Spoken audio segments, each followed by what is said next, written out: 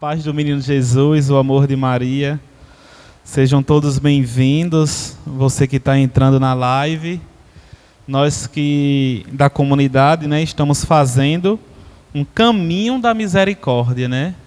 E aí convido você que está entrando nessa live, né, a ir ficando, para que a gente possa aprofundar um pouquinho na palavra de Deus, vivenciando aquilo que a comunidade tem nos proporcionado, né? Semana passada com a Semana Santa e esta semana com esse caminho da misericórdia, né?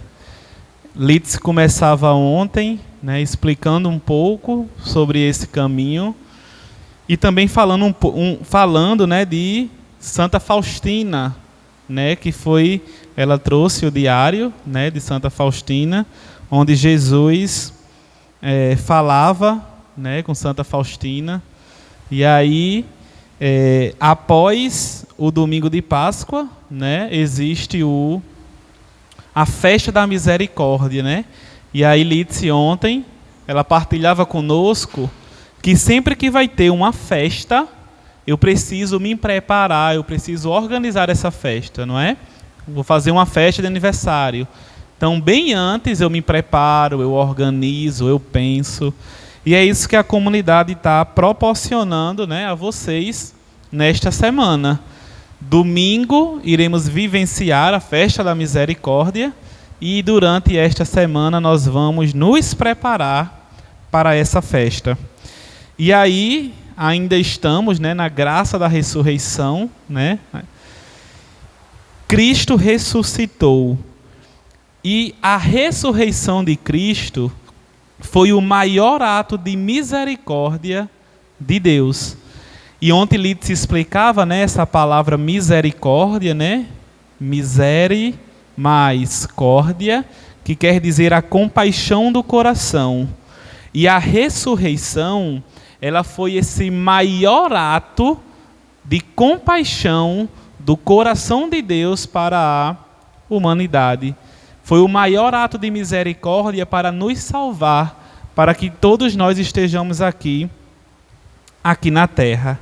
E aí, após o domingo de Páscoa, nós entramos na divina misericórdia, né? E ao longo dessa semana nós iremos fazer esse caminho. E aí, enquanto você está entrando, né, eu já divulgo que nós estamos começando todos os dias, 3 horas da tarde, o terço da misericórdia. Aí 4 horas da tarde vamos ter essa palavra, nesse momento, esse caminho da misericórdia. E às 6 horas teremos o terço de Nossa Senhora. E às 7h30 teremos também a live da misericórdia. Ontem foi muito bom, né? Foi uma live de música, né, cantando as misericórdias de Deus. E hoje também, né, teremos também a presença de 2 irmãos, que não é da comunidade, que é Galileu e Cristiano. E aí vocês também são convidados, né, a fazer parte dessa live.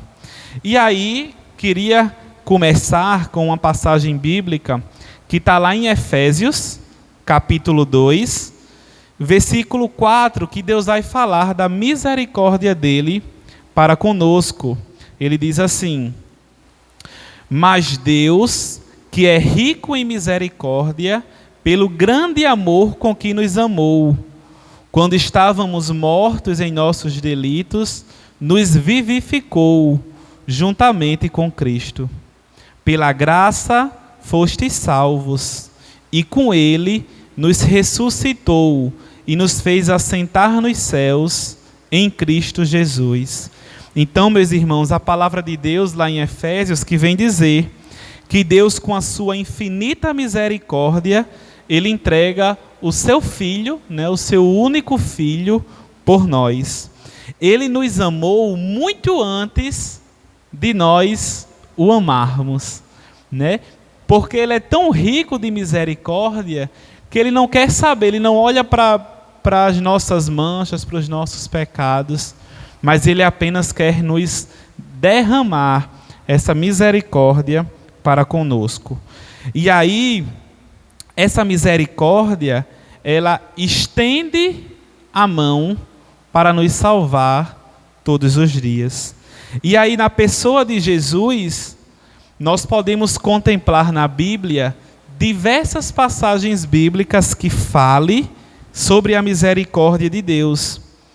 E a gente pode perceber também na nossa vida tudo aquilo que Ele nos livrou, tudo aquilo que Ele nos protegeu, tudo aquilo que a gente olha na nossa história de vida e a gente vê a mão de Deus. Se não fosse Deus naquele momento, teria acontecido algo.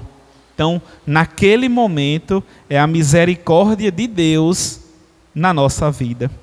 E aí eu falava de Santa Faustina, né, que Litz começou ontem, porque a festa da misericórdia nasceu de um pedido que Jesus fez a Santa Faustina. E aí Litz, ela leu ontem no diário que dizia assim: no primeiro domingo depois da Páscoa, deve ser a festa da minha misericórdia. E aí Santa Faustina rezou, lutou, até que São João Paulo II, né, colocou que a igreja vivesse, né, todo primeiro domingo após a Páscoa é a festa da Divina Misericórdia. E aí, meus irmãos, a festa da misericórdia deve ser o refúgio e o abrigo das nossas almas. Jesus, Ele quer acolher dentro de si todas as pessoas. Então, a festa da misericórdia, a misericórdia de Deus é isso.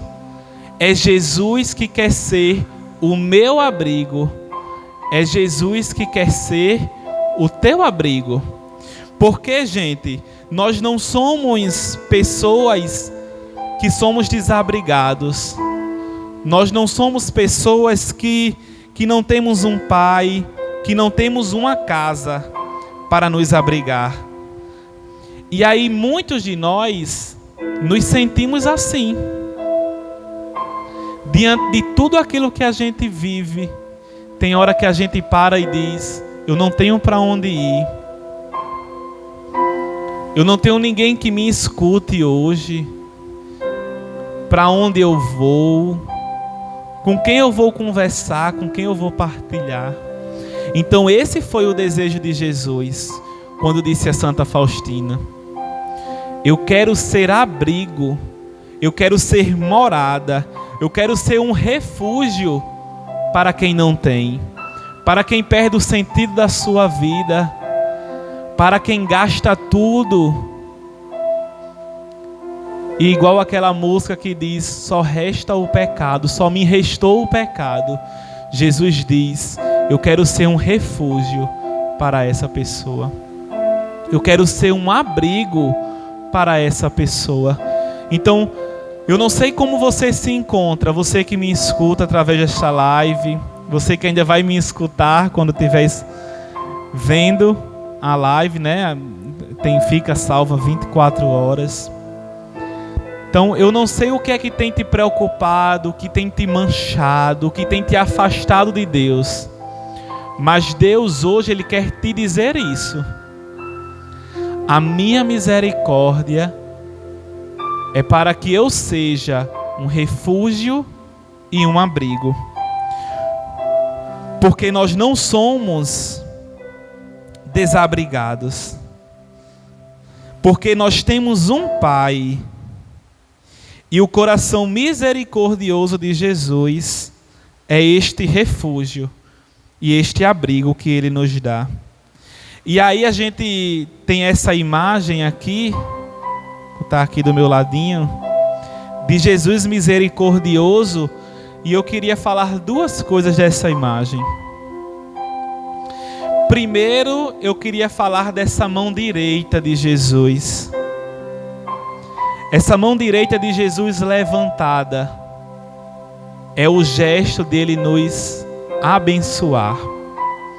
Jesus, com essa mão direita levantada, ele quer abençoar toda a humanidade.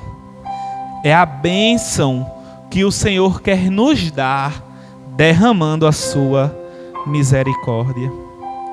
A mão esquerda do Senhor está sobre o seu coração misericordioso. O seu coração, onde emana todo o amor de Deus por nós. O seu coração, de onde saem os raios da sua infinita misericórdia.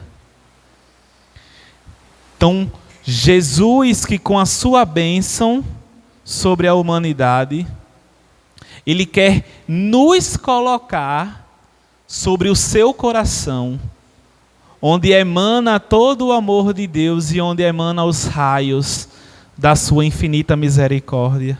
Por isso eu falei do abrigo. Porque quando Jesus aponta com a mão para o seu coração, Ele quer dizer: neto, este é o teu abrigo. Independentemente da tua vida, independentemente do teu pecado, independentemente de onde você andou, do que você gastou, do que você fez, este é o teu abrigo, é o teu refúgio quando você precisar, quando você vir ao meu encontro. E aí no Evangelho de São Lucas, capítulo 15, a Bíblia de Jerusalém vai dizer assim: as 3 parábolas da misericórdia. Gente, não sei se você já leu todo o capítulo 15 de Lucas, mas ele é fantástico. É uma das passagens mais belas de toda a Bíblia, porque fala da misericórdia de um pai que enviou o seu filho para nos salvar e para nos amar. E essas 3 parábolas da misericórdia é bem conhecida. A primeira vai falar sobre a ovelha perdida. A segunda parábola vai falar da dracma perdida. E a terceira parábola vai falar do filho perdido, que aí é a mais conhecida entre nós, que é a passagem conhecida como filho pródigo. E aí, eu queria dizer a vocês 3 coisas do capítulo 15. Primeiro, é que nós temos o registro de 3 parábolas, como eu já citei. É o capítulo da ovelha desgarrada, onde tinha 100 ovelhas e uma se perde, uma foge. É o capítulo da dracma perdida e também é o capítulo do filho que pega a sua herança e se vai. Só que esse capítulo 15 também de Lucas é o capítulo onde a ovelha é recuperada, onde Jesus diz: mais vale um só pecador que se arrepende do que 99 justos que não precisam de arrependimento. É o capítulo também da dracma que é encontrada. E também é o capítulo do filho que volta ao encontro do pai. E aí hoje eu rezando, eu queria dizer mais a vocês. Esse é o capítulo daquele pastor que tinha as 100 ovelhas, que deixa as 99, e o pastor que vai ao encontro da sua ovelha. É o capítulo da mulher que procura a sua moeda. E também no capítulo 15 é o capítulo onde o pai aguarda ansiosamente o seu filho voltar. O filho, quando se foi, ele não imaginou que voltaria. Mas o pai sabia que ele voltaria e ele já o esperava.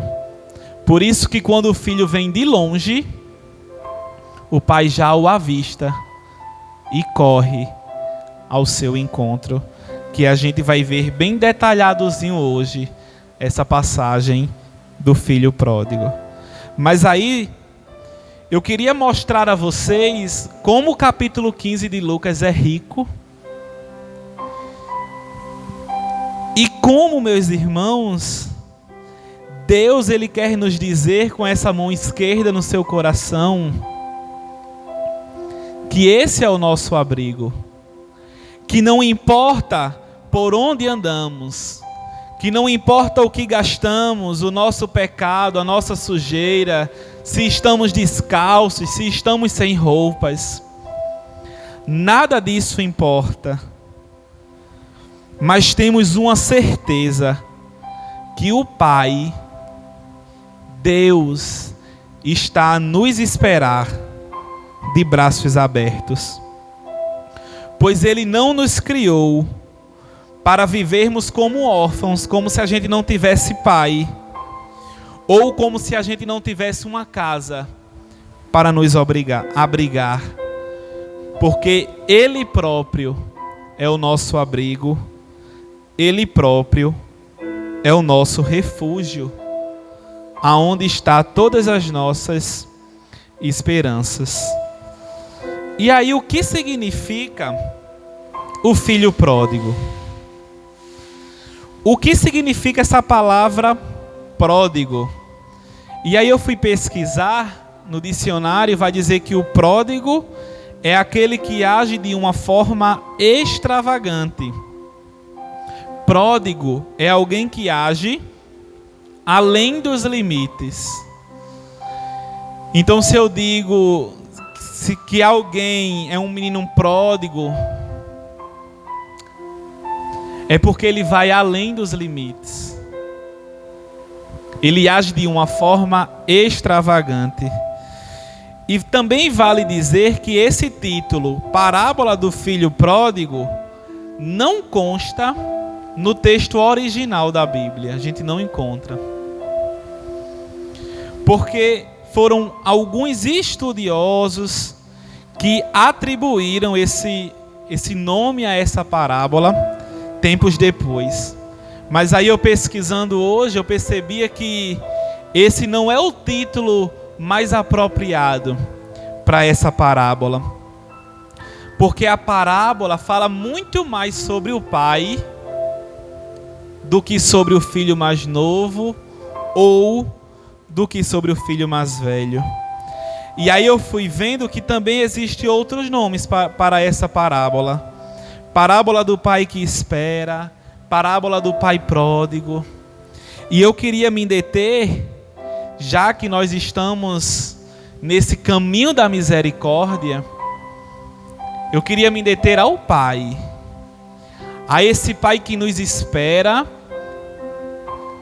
e a esse pai que diz: eu sou o teu abrigo, eu sou o teu refúgio. Porque, meus irmãos, a gente vive em um mundo que parece que a gente está perdido. O mundo, ele nos vence. Quando é para a gente escolher, Deus está de um lado, o mundo está do outro. Muitas vezes escolhemos as coisas que o mundo tem nos oferecido. E aí Jesus que olha para nós com a sua misericórdia, com a sua bondade. E Ele não pergunta: por que você escolheu o outro lado? Ele não pergunta: por que você gastou com aquilo? Não. Ele só nos espera de braços abertos. Assim como o pai esperava o filho pródigo. E aí, no capítulo 15, no versículo 1 e 2, a gente entende o contexto da parábola do filho pródigo, onde diz assim: todos os publicanos e pecadores aproximavam-se para ouvir Jesus. Os fariseus e os escribas, porém, murmuravam: esse homem recebe os pecadores e come com eles. Então, antes de falar um pouquinho sobre esse filho pródigo, eu queria falar sobre esse contexto. Jesus que está falando, e Jesus está falando para quem, Neto? Para quem Jesus fala essas 3 parábolas? E aí no versículo 1 vai dizer: todos os publicanos e pecadores aproximavam-se para ouvi-lo. E os fariseus que não concordavam murmuravam, dizendo: esse homem recebe os pecadores e come com eles. Então, meus irmãos, quando Jesus ele conta a parábola do filho pródigo, ele estava cercado, né? Ele pregava, e ele pregava para os publicanos e os pecadores que se reuniram para ouvi-lo. E engraçado, né? Que os publicanos eram os cobradores de impostos. Eram judeus que estavam a serviço do Império Romano. Eram aqueles que extorquiam os irmãos. Por isso eles tinham um mau olhar dos fariseus. Por isso que os fariseus falavam que Jesus se reunia com os pecadores. E os publicanos, eles eram pessoas moralmente marginalizadas. Eles não tinham uma boa reputação na sociedade. Essas pessoas não possuíam um padrão de vida aprovado pelos religiosos da época. E por isso eram excluídos por eles. Só que a lógica de Jesus não é a minha lógica. A lógica de Jesus não é a lógica do mundo que diz: olha, aquela pessoa é pecadora, não senta com ela, não come com ela, não conversa com ela. Tem até aquele ditado, né? Me diz com quem tu andas, que eu direi quem tu és. Só que a lógica de Jesus não ia por aí. Não era porque a pessoa era um publicano, era um pecador, que Jesus se afastava, não. Porque a lógica de Jesus era diferente. Jesus não apenas tinha contato com aquelas pessoas, mas vai deixar bem claro aqui: Jesus comia com elas. E eu penso, as pessoas que a gente come junto, que a gente faz a refeição junto, são nossos amigos. Então, e Jesus ele foi mais além. Jesus ele buscava os pecadores. Ele buscava os publicanos. Foi assim que ele fez com Mateus, com São Mateus. Um publicano, um cobrador de impostos, que para a sociedade não era aprovado, que não era nem para os homens ter contato com eles. E Jesus o escolhe para compor o grupo dos 12 apóstolos. Esse Jesus misericordioso, que busca, que vai ao encontro. Ele não espera. Porque era isso que os rabinos, que eram aqueles que ensinavam na época, os rabinos eles tinham um pensamento, eles concordavam que Deus ele podia receber o pecador arrependido. Porém, eles não compreendiam que é o próprio Deus quem busca tais pescadores. Então, para os rabinos, eles diziam: se Neto se converter, quiser voltar, tudo bem, Jesus vai aceitar. Só que a lógica de Jesus era diferente, e aí eles não compreendiam, porque Jesus não esperava. E na parábola da ovelha perdida, Jesus não esperou a ovelha voltar. O pastor deixou as 99 ovelhas e foi ao encontro de uma perdida. O pastor podia dizer: eu vou segurar essas 99. É melhor ter 99 do que não ter, do que ter só uma. Mas não. O pastor foi buscar, foi ao encontro da ovelha que se perdeu. Da mesma coisa, na segunda parábola, a dracma perdida, que tinha 10 dracmas e perdeu uma. Ela também podia dizer: tá bom, vou ficar com 9. Mas ela vai ao encontro da que se perdeu. A mesma coisa o filho pródigo. Tudo bem que ele se arrependeu sozinho, quis voltar. Mas quando o pai avistou, o pai podia muito bem: eu vou esperar aqui para ver o que esse filho vai me dizer. Mas não.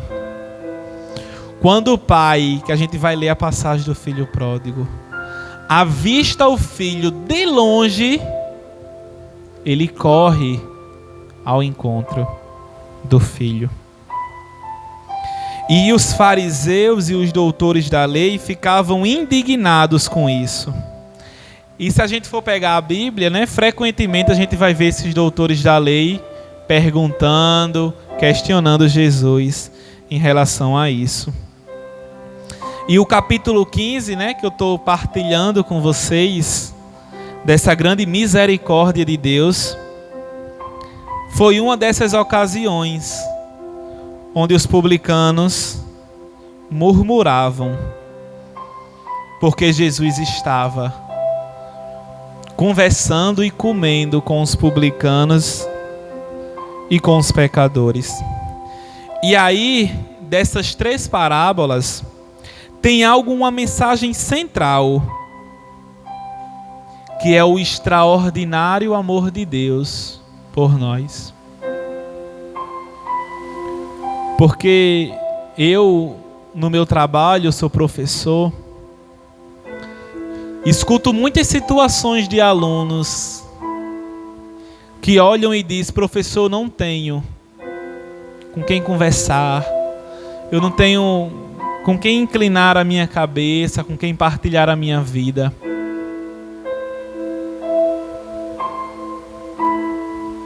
E Jesus é essa pessoa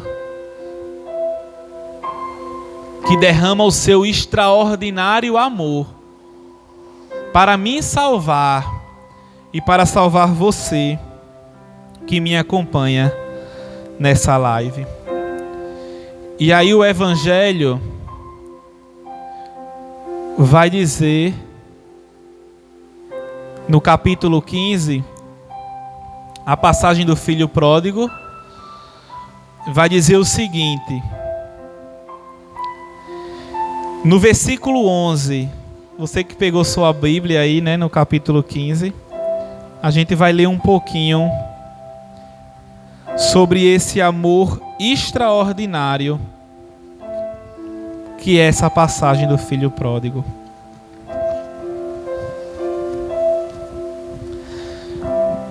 Diz o seguinte: um homem tinha 2 filhos. O mais jovem disse ao pai: Pai, dá-me a parte da herança que me cabe. E o pai dividiu os bens entre eles. Poucos dias depois, ajustando todos os seus haveres, o filho mais jovem partiu para uma região longe e ali dissipou sua herança numa vida devassa. E gastou tudo. Sobreveio àquela região uma grande fome, e ele começou a passar privações. Foi então empregar-se com um dos homens daquela região, que o mandou para seus campos cuidar dos porcos.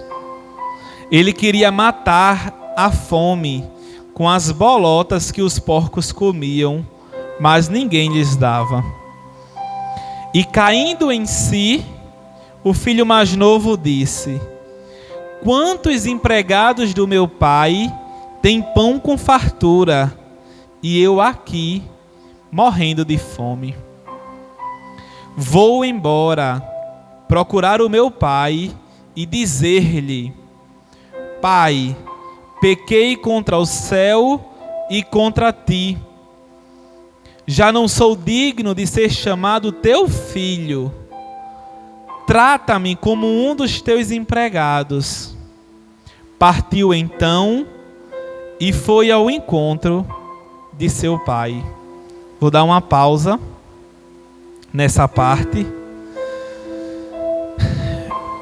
Nesta parábola, meus irmãos, a gente vê 3 personagens: o pai, o filho mais novo e o filho mais velho. E a gente nota que esses personagens, eles não têm nomes. O pai é Mateus, o filho mais novo é Lucas. Não. Eles não têm nomes, mas a gente pode afirmar, pelos estudos da igreja, que o pai representa Deus, o pai representa Deus, o filho mais novo representa os publicanos, aqueles cobradores de impostos, e o filho mais velho representa aqueles fariseus. Porque quando eu for continuar lendo, a gente vai ver que o filho mais velho vai murmurar, igual os fariseus faziam. Vai questionar o pai, assim como os fariseus faziam. E o filho mais novo é aquele pecador que gastou tudo, como eu li aqui nessa parte. E a gente vê logo no versículo 12 que diz assim: um homem, o mais jovem, disse ao pai: Pai, dá-me a parte da herança que me cabe. E o pai dividiu os bens entre eles. Meus irmãos, nesse versículo, a gente vê que o filho mais novo, ele tinha um plano. Ele queria sair de casa. Ele estava se achando preso com o seu pai e ele queria uma vida livre. E aí ele pede a herança do pai. E ele tinha direito a 1/3 da herança quando seu pai morresse. Porém, ele não podia esperar, porque ele já estava cheio daquela vida. Ele não queria mais viver na casa do seu pai. Ele queria sair. Ele queria ser livre. E essa atitude é um desrespeito. Litz partilhava também ontem, sobre isso. Porque a herança só é repartida quando o pai morre. E esse desrespeito do filho mais novo foi como se o pai dele ali tivesse morrido para ele. Quando ele diz: dá a minha parte da herança que me cabe. Ele não se importa com a vida do pai. Ele não se importa se o pai contava com ele para cuidar das coisas, dos negócios, da casa. Os seus planos eram mais importantes, estavam à frente do pai. Ele amava mais a si mesmo do que ele amava o pai. E aí no versículo 13 vai dizer que poucos dias depois ele ajuntou tudo o que tinha e partiu para uma região longe. E ali dissipou a sua herança numa vida devassa. No versículo 13 encontramos o filho mais novo saindo da sua casa, saindo da sua terra, saindo da sua família, saindo com liberdade e com recursos, porque ele tinha ganhado a herança. E ele tinha recursos para viajar o mundo todo. E aí nessa parábola, a gente não sabe para onde ele foi. A Bíblia não cita qual foi a região que ele foi. Nós só sabemos que foi uma região distante, longe. Ou seja, ele não queria ficar perto do Pai. Ele não queria ficar perto da casa do Pai. Mas ele queria se afastar ao máximo. Por isso que vai dizer aqui no versículo 13, que ele partiu para longe. E a gente percebe nesse capítulo 13, que ele tem uma atitude inconsequente. Ele não pensa no que ele está fazendo. Porque se ele pensasse, ele ia pensar assim: consegui tudo isso, mas eu vou deixar uma parte aqui guardada para caso dê errado esse meu plano. Só que o filho mais novo, ele não faz isso. Ele junta tudo que ele tem. No versículo 13 fala: ajunta todos os seus haveres e parte. E gasta tudo com uma vida devassa. E aí no versículo 14 vai dizer: e gastou tudo. Sobreveio àquela região uma grande fome, e ele começou a passar privações. Então nesse versículo 15, meus irmãos, nos mostra a humilhação a qual o filho mais novo foi submetido. Para sobreviver, ele teve que ir cuidar dos porcos. Ali foi onde começou a sua ruína. Ele viu que os seus recursos acabaram, tudo que ele tinha juntado, ele não tinha mais nada. Porque eu volto a dizer, ele não deixou nenhuma reserva. Ele juntou tudo. E aí, nós temos a notícia de que o seu dinheiro acabou e a fome chegou. E para piorar a situação, nesse versículo 14 e 15 que eu li, ele está em terra estrangeira, longe. Ou seja, ninguém pode socorrer ele. Ele não tem família, ele não tem mais amigos, ele não tem mais dinheiro, ele não tem mais status. Ele perdeu tudo. Ele não tinha mais a herança. E aí a gente percebe que o desejo mundano é passageiro. Ele teve esse desejo, viver tudo que o mundo oferecia. Ele tinha o dinheiro da herança. Só que esse desejo, a gente percebe nessa parábola que é passageiro. É uma ilusão. Ela leva embora a nossa alegria. Ela traz solidão, porque ele estava sozinho. E eu tenho certeza que quando ele estava com a herança, ele tinha muitos amigos com quem gastar.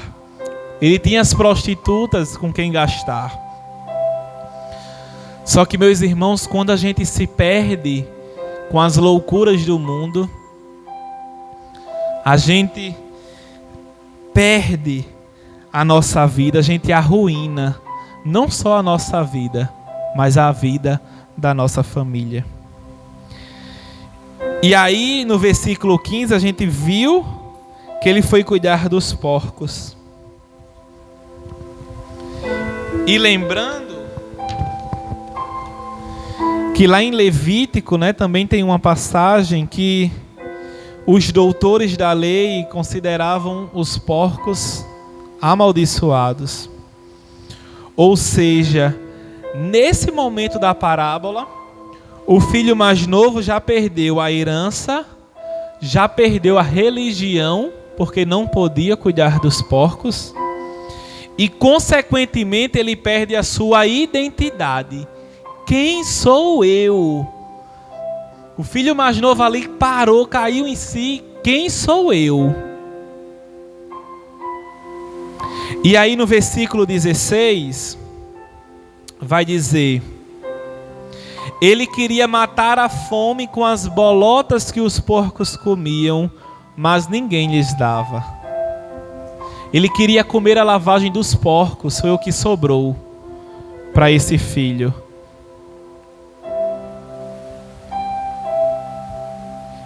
E aí nesse versículo,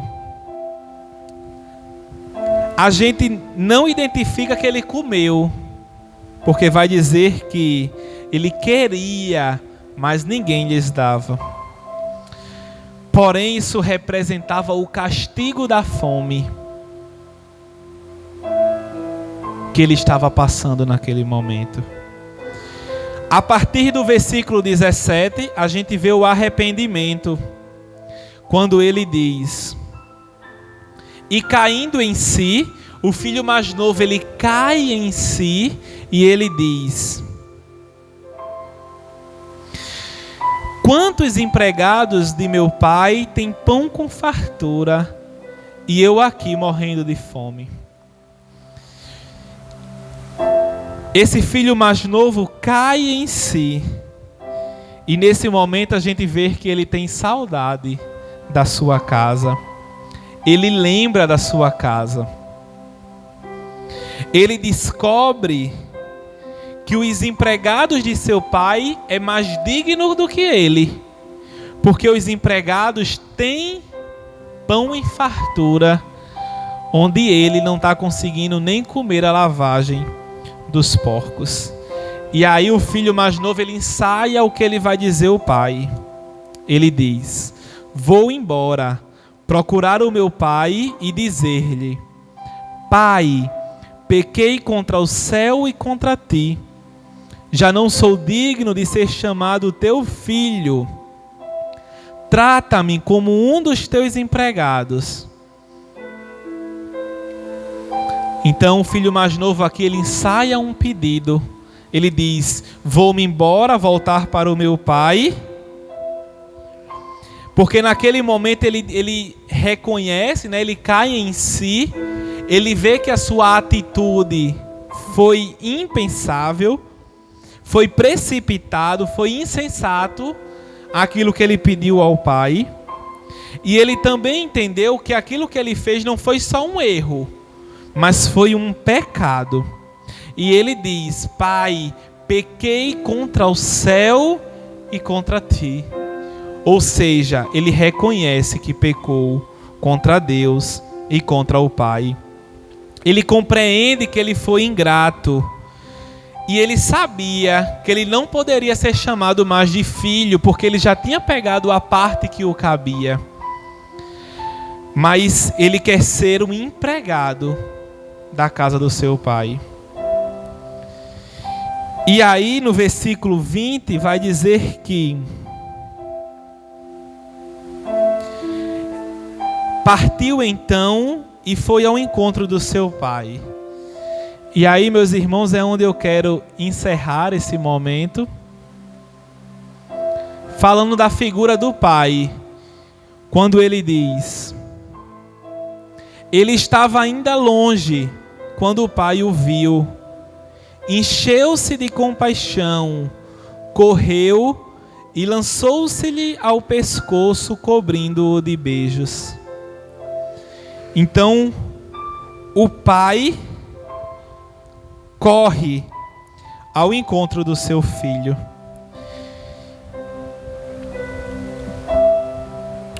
O filho, quando partiu, ele achava que nunca mais iria voltar. Mas o pai tinha certeza de que um dia ele estaria de volta.